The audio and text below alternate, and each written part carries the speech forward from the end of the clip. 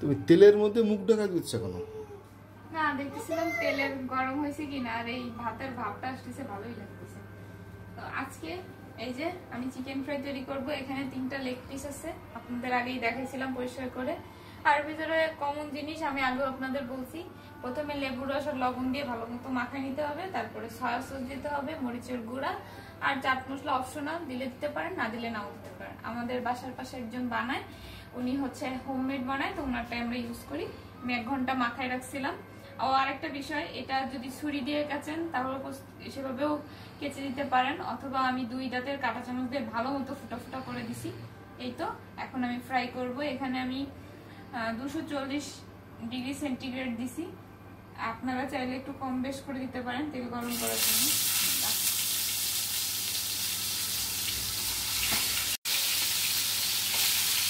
তো একটা কথা আপনাদের জানাই রাখি, অনেকেই বলেন কি যে এত মাংস খাওয়ার দরকার কি, ভেজে এত কিছু খাওয়ার দরকার কি, রান্না করে খেলেই হয়। এছাড়াও অনেক ধরনের কথা বলে, তো তাদের উদ্দেশ্যে আমি একটু কিছু বলতে চাই।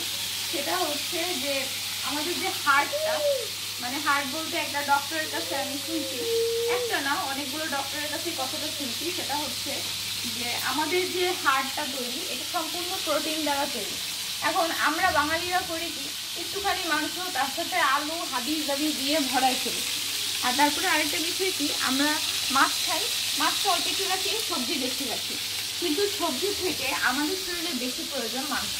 সবচেয়ে ভালো হয় যদি রেড মিট। এখন আপনারা বলতে পারেন কারো হার্টের সমস্যা, কারো হাই প্রেশার, যেমন ওর আব্বুর হাই প্রেশারের একটু সমস্যা আছে, তো এদের ক্ষেত্রে কি, সেক্ষেত্রে তাদের সমস্যা আছে বলে তারা মেনটেন করে চলবে, যাদের সমস্যা নাই তারা তো মেনটেন করবে কিছুর জন্য, তাই না? তো আমার মনে হয় যে খাবার জিনিস রেগুলার রান্না করে না খেয়ে বিভিন্ন আইটেম তৈরি করা, তাহলে হচ্ছে খাবারের রুচিটাও বাড়ে, স্বাদটাও বাড়ে, খাবার খেতেও ভালো লাগে, তাই না? আমরা তো হালাল খাবার যে কোনোভাবে হালাল উপায় তৈরি করলেই হলো। তো এইটাই আপনারাও বাসায় ট্রাই করে দেখতে পারেন। এটা আমি 10 থেকে 15 মিনিটের মতো ভাজবো একটু ঠিক করে। জাল কমাই দিয়ে যদি ভাজেন তাহলে একটু দেরি করে টাইম নিয়ে ভাজবেন। তো সবাই ট্রাই করে দেখে আমাকে জানাবেন কেমন হয়েছে, স্বাদ কেমন হয়েছে। রেসিপি ভালো লাগবে আমাকে জানাবেন, কে কোন থেকে দেখতেছেন সেটাও আমাকে জানাবেন। তো আল্লাহ হাফেজ, টাটা, বাই বাই।